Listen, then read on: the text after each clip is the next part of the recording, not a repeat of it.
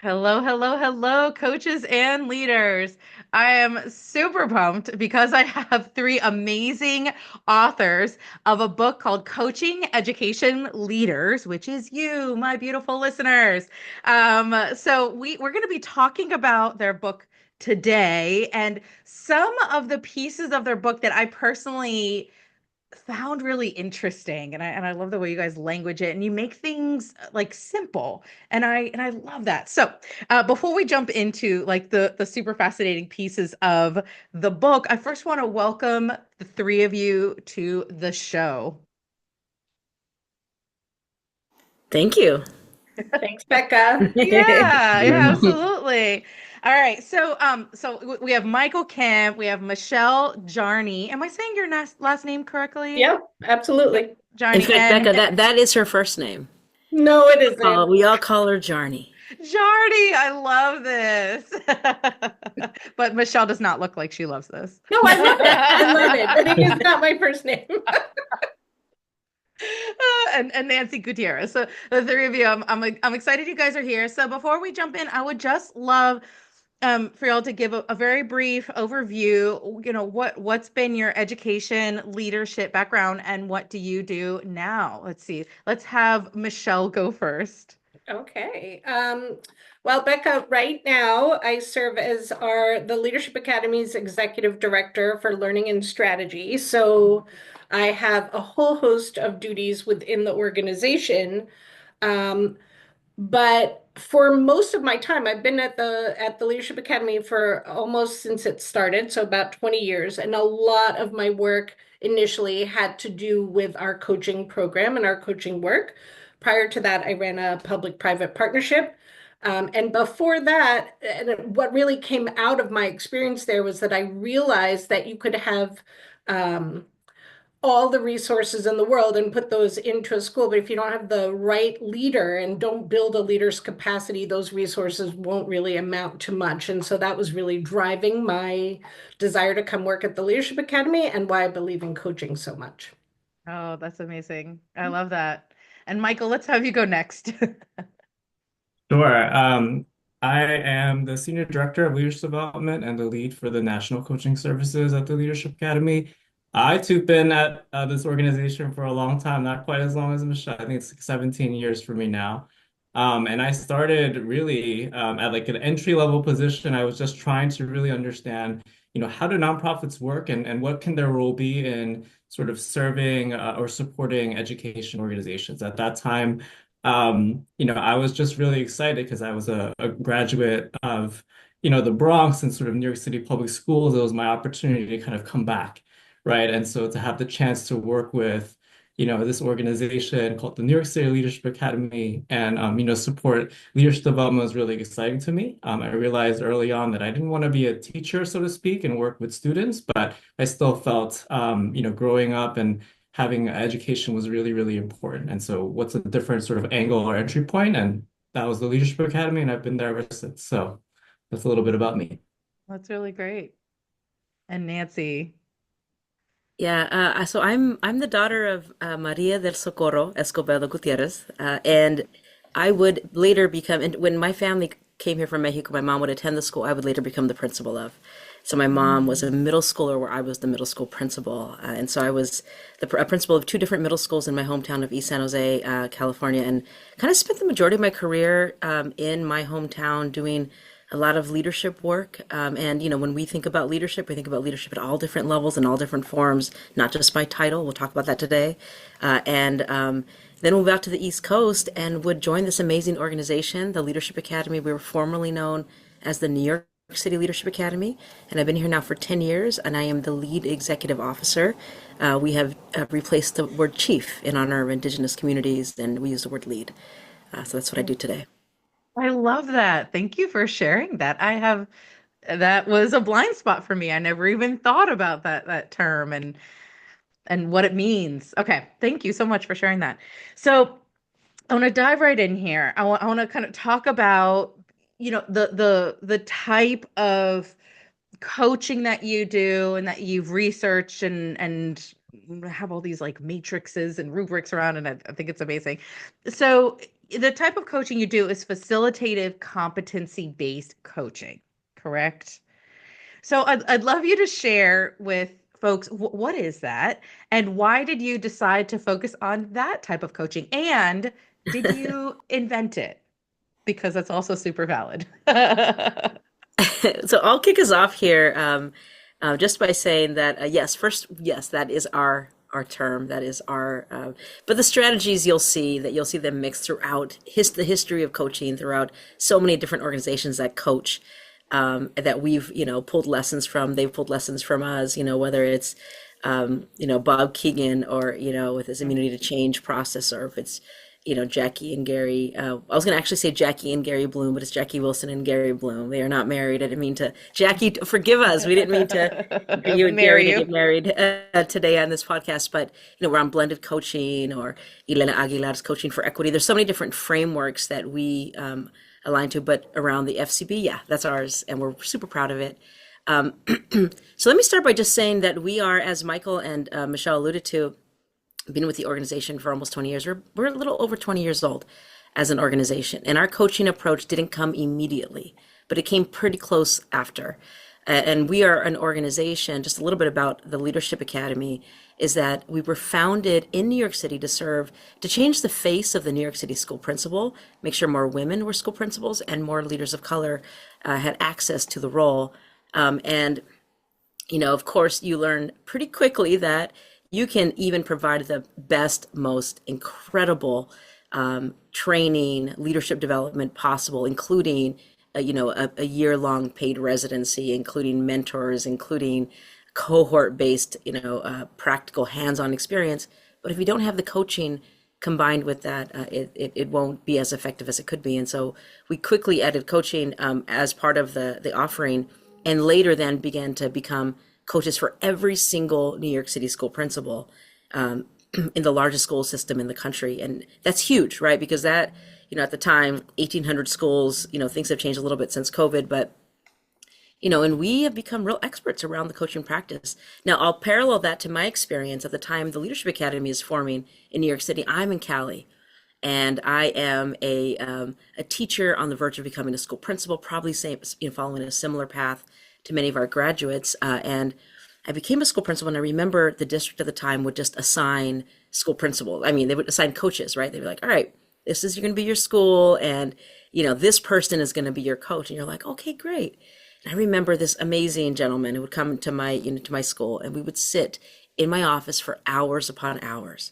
And I would hear all of his war stories and all of these things. And he'd be like, well, tell me what happened. And this, and I would tell him, oh, and you know what happened to me, in 1972. And, we would just like have all these cool conversations. And literally, I'm not exaggerating when I say hours and hours and hours of listening. Lots of wisdom, but a lot of listening.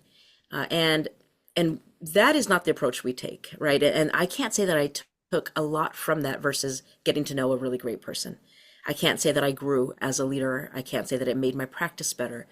Fast forward a few years later, and I had a new coach who came to my school, and I was fully prepared to, I had my office ready, I had some coffee, I had some cookies. I was ready to have a conversation for hours because that's what I knew. And he said, hey, grab your clipboard. Let's take a walk. Now, this is before iPads, right? Old school. So I got the clipboard going.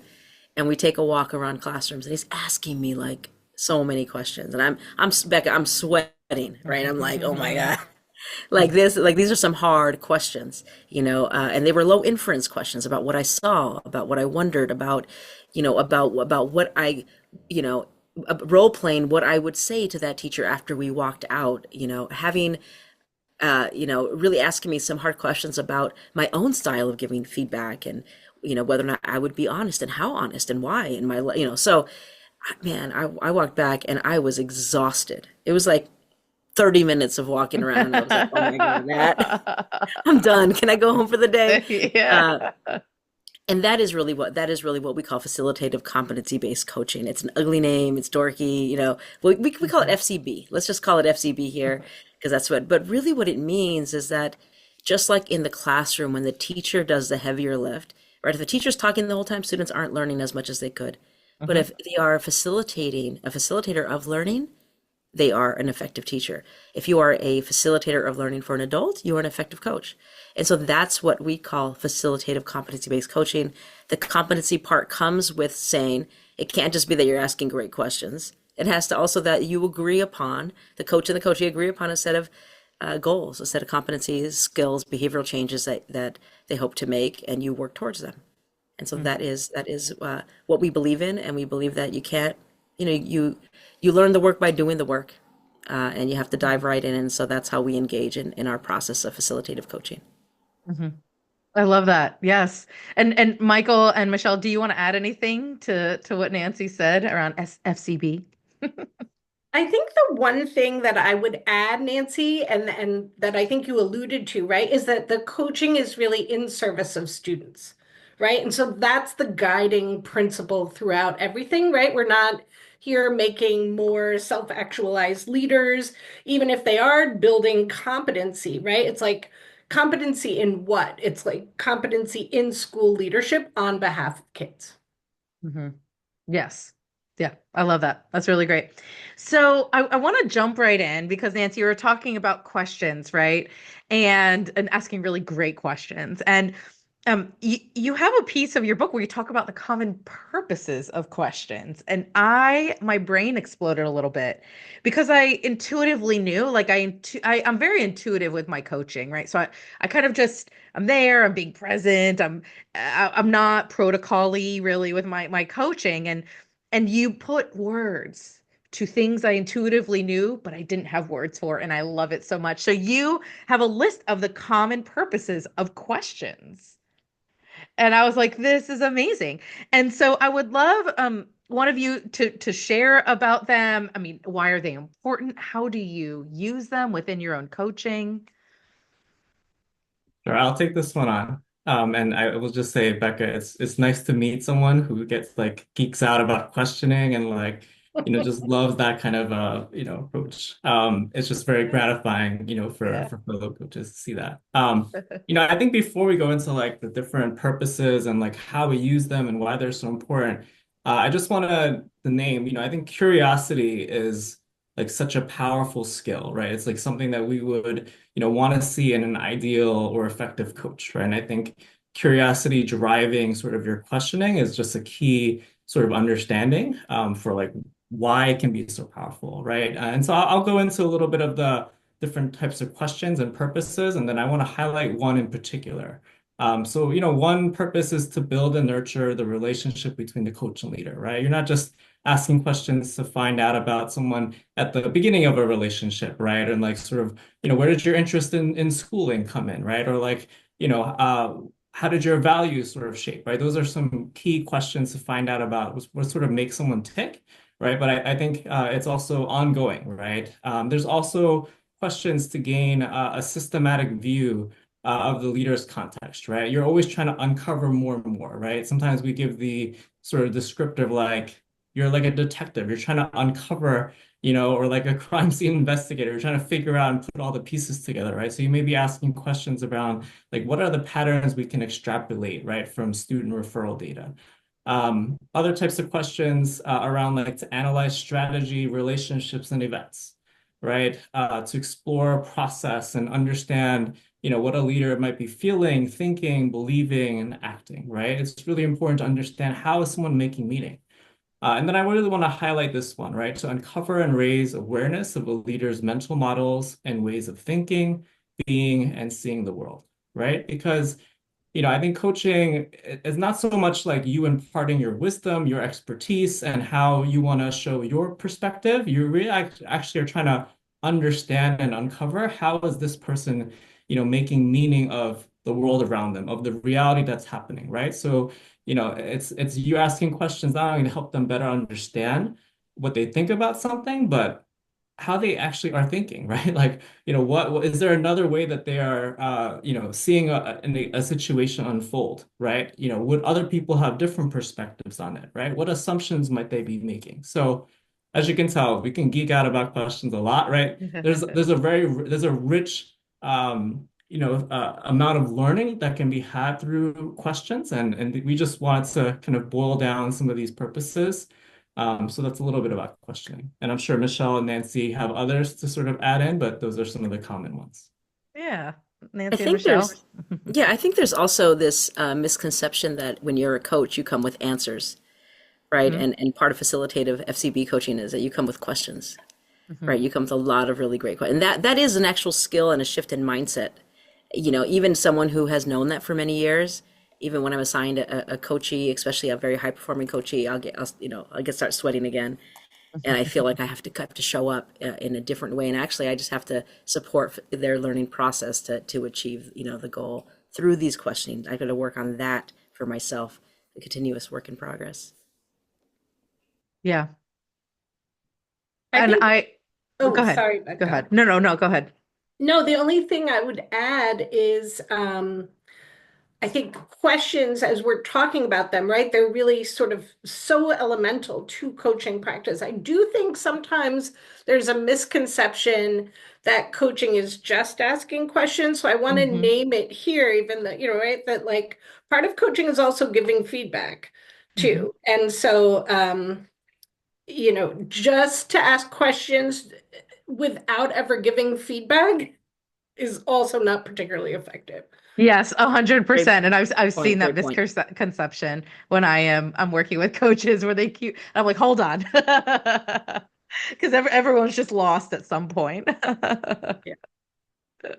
I love that. And I wanted to share a quick example of what Michael was sharing about the uncovering a leader's mental models and ways of thinking. I was recently coaching a younger coach, and she kept having these rubs with veteran teachers. And I was listening and listening, like, why are they kind of resisting change? Or, there's just kind of this tension. And I started asking her, why did she behave that way? Why did she feel nervous? We uncovered that she was worried they would think she was too young and that they would doubt she had this concern that they would doubt her ability to coach because of her age, and she was overcompensating for it and on her way of being, and it really made a difference once we uncovered that mental model. And what I love about listening for that and questioning for that is it tends to I call it like a context, like it tends to hit lots of different areas and not just one. Yeah, Love that absolutely. example. Okay. So I want to move into I okay, when there's these little box that you have in your book, and it has the four big questions that you can use to jumpstart your understanding how your coachee thinks, right? Because a lot of times, like I do a lot of training around listening. My academy, I train people to listen a lot, and it's like they're like, again, Becca, we're going to practice. And I'm like, yes, it is the foundational skill that you don't know what question to ask unless you're listening well. Right? And I love that you so concisely put these four big questions in this little box, and they're simple and yet they're poignant, and I consider them, they might be questions you ask. I consider them questions as a coach that I would be asking myself and listening for.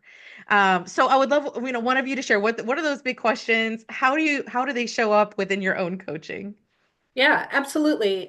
Thanks, Becca. I'll take this one. And I think you just alluded to it, right? Because in your story, you're talking about really listening for and understanding what your coachee was afraid of, Hmm. right? And sort of being perceived as too young, right? Hmm. And Yep. and that was sort of underneath their behavior, right? And if you Hmm. didn't know that, how would you be able to coach them? So the four questions, and you're absolutely right, that we list them out in this little chart on, page 76 for folks who have the book, but they are not necessarily questions that you're asking the coachee all the time. They're the questions that you're really trying to learn, right? Which is like, what motivates this person? That's one. What is important to them? What do they pay attention to? And what are they afraid of? Right. And those are sort of like the things that if you can really understand that, you have a better sense of understanding what's underneath your coachee's behavior, right? Why do they make the decisions that they're making? Why do they take certain actions or not take certain actions? Why do they react in a particular way? And that gives you leverage to then really coach them effectively, right? And so you asked, how does that play out in our own work, right? So I'm working now with somebody who is, um, I would say, shies away from giving feedback, right? And they are fearful of interpersonal conflict. So I'm really working with them differently than I would, right? When I've had coachees, other coachees who avoid giving feedback, let's say, because in other cases they might be afraid that they won't be seen as expert, right? And so they don't give feedback because they're afraid it might lead to a question that they don't anticipate, or they feel like they need to be ready to answer everything.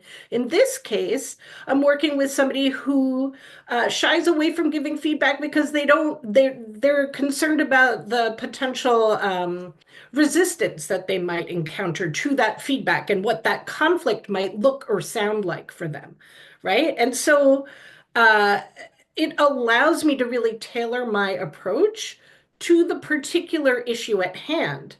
But it also allows me to help my coachee and for me to help see where there are also patterns. Like, where does that concern around interpersonal conflict and that fear, what other behaviors or other patterns of behavior does that create for them? Right. And if I can create that self-awareness for them and we can see where those patterns are and we can anticipate them, then I can really coach them in terms of preparing for those instances, right? So that the risk feels minimal. Or we could work on, how do we know that whatever they're afraid might happen will actually happen? How do we test those assumptions, right? So my whole approach is guided by some of the behaviors and the patterns that I see in those behaviors, and then really bringing those to the surface. Yeah. Yeah. No, I love that. And that makes me think of, do you guys know the book, Crucial Conversations? Mhm. Yeah. Yep. So the authors, there's multiple authors like you, and they talk about the need to establish mutual respect and mutual purpose. Mutual respect is I care about you. Mutual purpose is I care about what you care about. And what I actually, part of my work is I've really incorporated mutual purpose into a lot of my work, especially when you're entering into a conversation that we might deem a quote unquote tough conversation. I put it in quotes because I actually believe tough conversations don't actually have to be tough, but here we are. The what I love about these four questions that you have on page 76 is that it helps us establish mutual purpose really easy, right? If I know what's important to you, I know what's important to me, right? I can figure out what's important to us in this conversation really quickly and really easily. Yeah, absolutely. All right. And Michael, Nancy, would you like to add anything about these questions? No, I'm good. We can keep going. Yeah, I'm fine too. Okay. All right. Awesome. Shell nailed So, it. yeah, she did. I agree. All right. So there's this chart that you call your Tailor Your Approach chart. It's on page 85 for those of you who have the book. Thank you, And Becca. yeah. And it's an if-then chart, which I love. Um, and it's clearly not a protocol, right? But it's like what I love is I'm gonna kind of read from it because I want folks to get the kind of gist of this chart, what it is. So it's if they learn by doing, and then you have a then.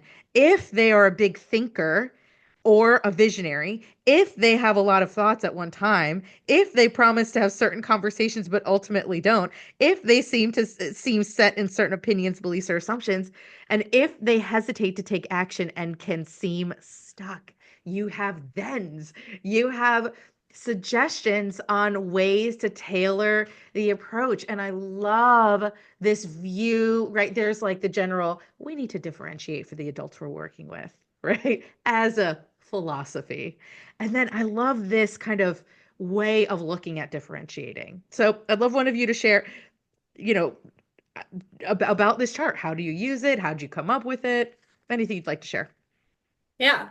Well, I'll start with this. And thank you. It really was meant to be a very practical, Hmm. sort of, action-oriented thing. Because I think the thing that you're describing is so important. Yes, it's about differentiating, Hmm. but differentiating so that you can maximize the learning for the coachee, right? And specifically to really sort of provide that right blend and balance of support, but also challenge to get your coachee into that space, that learning edge for them, right? And that's why it's like, they tend to be avoiding conversations. Okay, so then role play with them in the moment, right? Hmm. Don't let it become a conversation or let them continue to say, yeah, I'll do it and then not do it.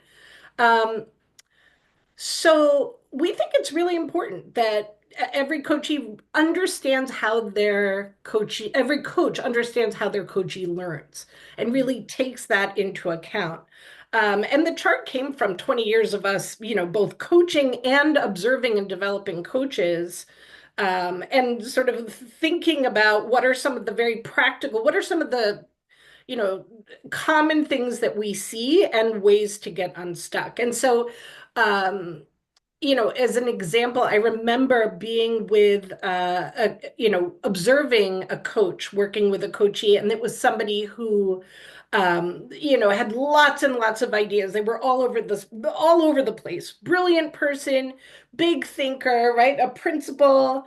But I remember watching this coach struggle so hard to help the leader that they were working with stay focused on what on the question at hand, on the topic at hand. And so I watched this for a while and there was a break in the conversation. And they just weren't getting anywhere because it was like one of those very elliptical conversations. Like a lot of big ideas, not a lot of things that were actionable or tangible and kind of all over. And so, the I remember taking the coach aside and we decided that she was going to chart. She put sort of the focus of the conversation in the middle of the chart. She created a parking lot on the side to capture stuff that was going to come up that they were going to return to later. Hmm. And as the principal was talking and she was asking them questions, she would take the ideas that were sort of most central to their conversation, chart them in the middle, right next to the focus. The stuff that was coming up that was around there, she put on the side. The things that they needed to come back to, she put in the parking lot. And by creating a visual representation of during this conversation, she was able to like really push them to, she would show that there was not a lot of detail, right? So she would ask them and chart the details that they had. So very simple move, right? Just about taking it from a conversation to actually um, giving them something where they would be able to see their own thoughts in a visual representation. I think both allowed the conversation to stay super, super focused, but also help the leaders see and be able to understand how somebody else might experience their communication. Hmm. And that was a big turning point for them, right? So we really do think that coaches have so much discretion, as you were describing, right? If we're not protocols are great, but you have to use them judiciously and in a way that is aligned to purpose. And that's really what this chart is all about. It's like action-oriented ways of maximizing the learning for your coaching. Yeah, I love it. That's a really great chart. I'll add there too that the differentiation question is important, because I'd say in general how we work as an organization, everything we do is customized. Everything we do is around taking into consideration the lived experiences of the people who will experience the professional learning, the coaching. Um, is about understanding the context before we design for it, for example. And with that, I think there's also a conversation that that doesn't happen often, which is that coaching is effective for everyone, for all of us, right? In being able to have a second set of eyes or a mirror to reflect back what we're seeing, how we're engaging, and how our leadership is shifting over time. And I mean, I was a principal of two different middle schools, and I couldn't necessarily show up in only ways that I want, like in ways that I wanted to lead. I had to show up in ways that the community needed me to lead, right? And a coach can help you and guide you to that and ask you the right questions. And I say that because sometimes, there's a thought, right, that coaches are needed for brand new principals, right? My first story I told at the beginning, or for people who are ineffective. And we actually think the opposite. Like we think that coaching is necessary for all of us to continue to grow in our own practice. And to do that well, we have to differentiate. If you stick to like coaching for brand new principals by a really expert veteran and you want to hear war stories, great, but we think that you have to actually tailor your approach to the needs and helping to advance based on what that individual needs. Yeah. Yeah, totally. Okay. So the last piece, you talk about these different levels of dialogue, and they were not yours. They were by someone named Clutterbuck. And they have levels of dialogue, which again, I'm like, purposes of questions, levels of dialogue. Yes. Again, and I think those listening, you're going to recognize this happens in your dialogue, but we get to name it now. And if we can name it, we can tame it. And I love this so much. So I love for one of you to share, about what are these levels of dialogue and how do you utilize them in coaching? How do they show up?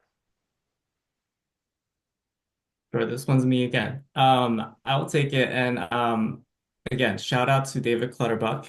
He wrote the book, Coaching the Team at Work. And so we adapted a lot of sort of the levels of dialogue from his thinking, right? Mhm. Let me first say that, we're gonna describe sort of what each level of dialogue is and sort of where you might have sort of the most leverage for change. I do want to mention that like they're all important, right? So this isn't like trying to say one is the super and most important thing, but there's a continuum, right, of all these dialogues, right, that take place over the course of a conversation, over the course of a coaching engagement. And I'll start by saying, the first one is social dialogue, right? It's about building and maintaining the rapport and trust that underpin effective learning relationships, right? A question that might be in this level of dialogue is like, what is top of mind for you, right? You might go a little deeper into the conversation and it might be focused on tactical dialogue, right? How do you help the coachee understand the systems and processes essential to doing a task, right?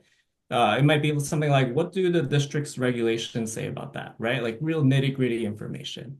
Um, Still sort of in the same area or level, right? Tactical dialogue. It's helping the coachee work out practical ways to deal with presenting problems or issues they face in their context, right? You may be asking like, who will you involve in this initiative, right? When will the team first meet, right? So these questions to sort of build out a person's approach. Strategic dialogue. It takes the process a little deeper, right? Providing an opportunity to examine the context and big picture behind an issue and to develop longer term solutions. Questions might sound like, what will success look like and how will you measure it? What might be the unintended consequences of taking this approach? And you can see, right, these are really effective questions too, right? They're not bad questions. But there's a point here, right? And so the first four, social, technical, tactical, strategic, we would say they're sort of like externally facing, right? They're sort of getting around the issue, right? Or around the presenting matter. There's an inflection point here. And what Clutterbuck talks about is there's a dialogue for self-insight and a dialogue for behavioral change.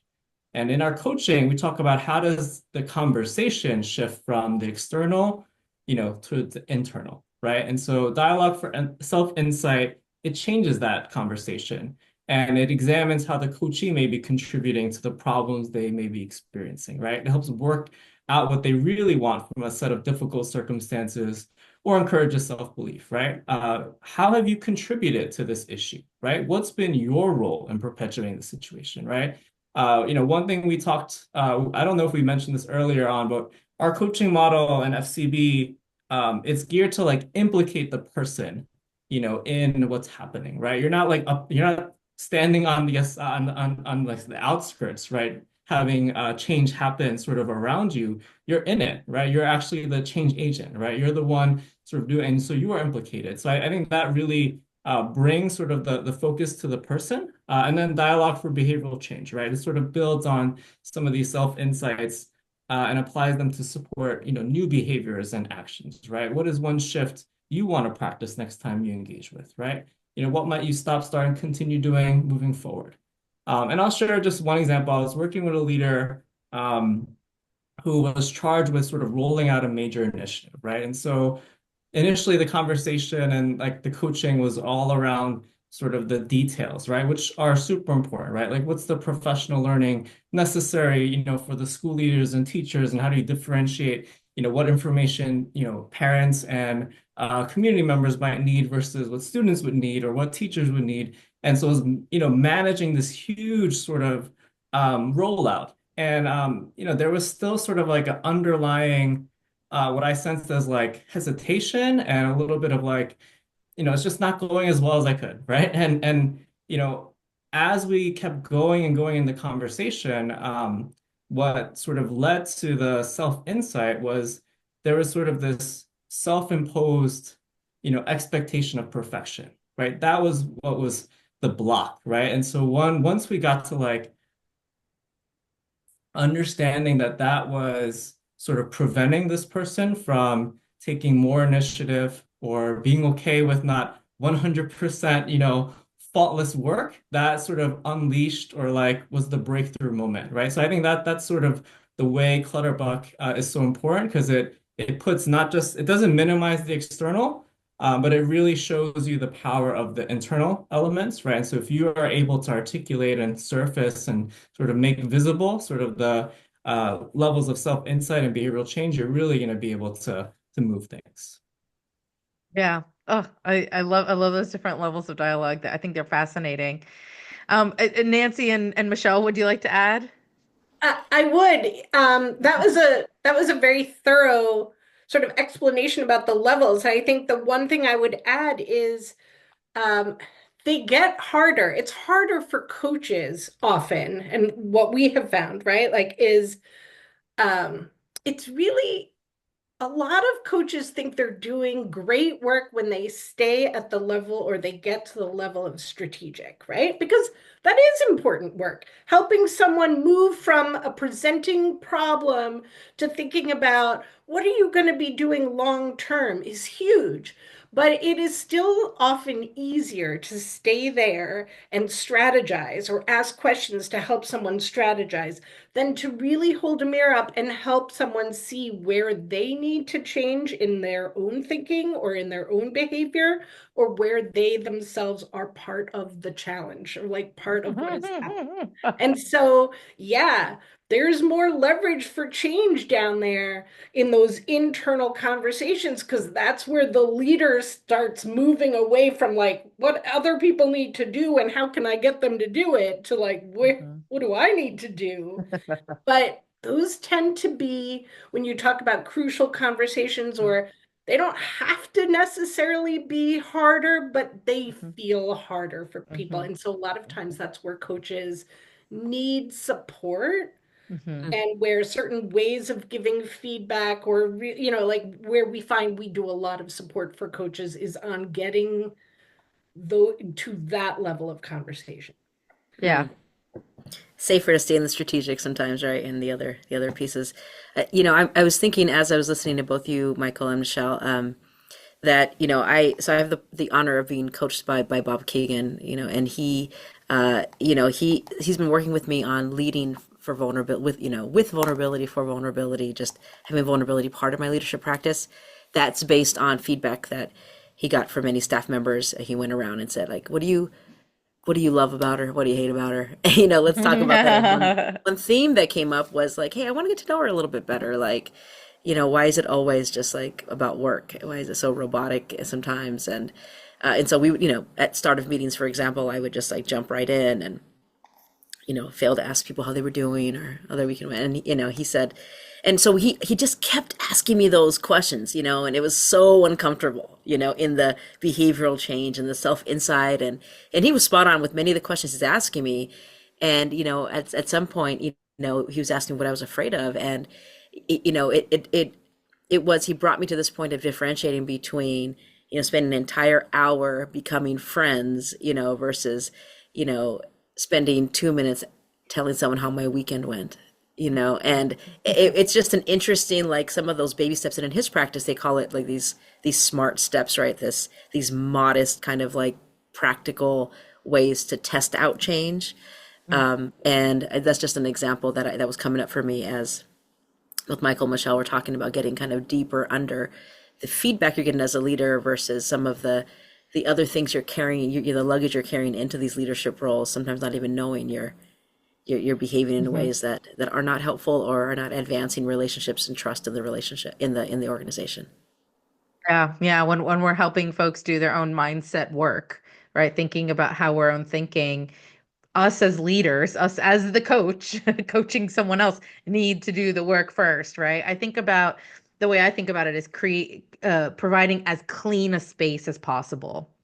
So it's never going to be, I'm never going to be, 100%. I'm a human, right? I bring stuff to an interaction. And if I can do the work first, and I can and be as self-aware as I can be in that moment, that gives my coachee a fighting chance to discover what they need to discover about themselves, right? Not whatever projection I have from me, because we do that, right? Sometimes we do that. That if it's a blind spot, we can project it on someone else, and that's not the goal.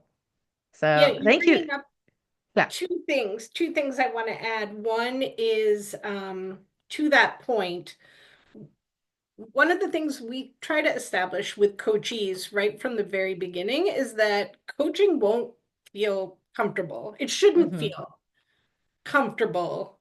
Mm-hmm. It should feel like it's work because it is, right? And Yeah. so, and there's, change comes with discomfort or disequilibrium or Mm-hmm. whatever, right? And then coaching is about change. And Mm-hmm. so, we try to set up, to your point about the conditions, Mm-hmm. set up the conditions for that right from the very beginning. And Mm-hmm. then the other piece about doing the self work, which I think is so, Becca, what you said resonated so much for me, is that oftentimes we find that coaches, they are perhaps hesitant to get into the crux of the issue, and they say that they're concerned about the comfort or like the ability of the coachee to handle that conversation. But when you really get into it, it's about often they may be avoiding it, especially when they're starting out. For coaches, it's their own comfort, right? It's like, who are they Mm-hmm. protecting, the coachee or themselves? And so it's Mm-hmm. really, really important to think about, like, well, what are we doing this work in service of? Because if you can Mm-hmm. keep kids sort of Mm-hmm.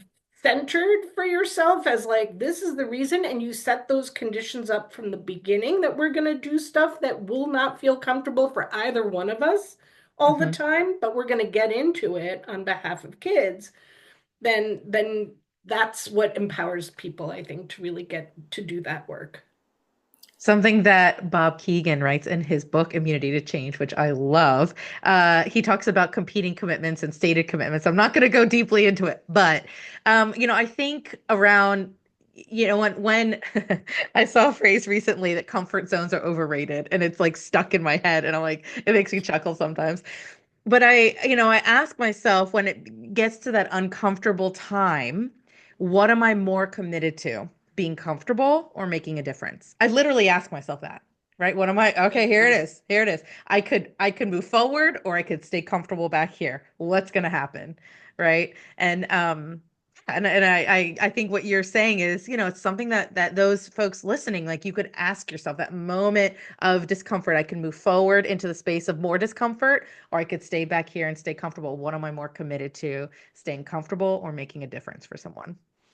I love Mm.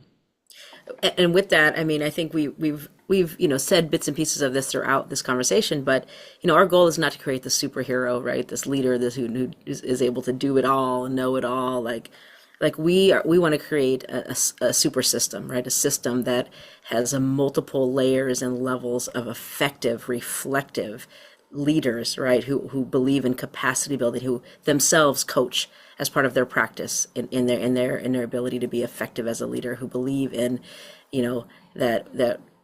that growing their people and centering their people is a core part to success for children.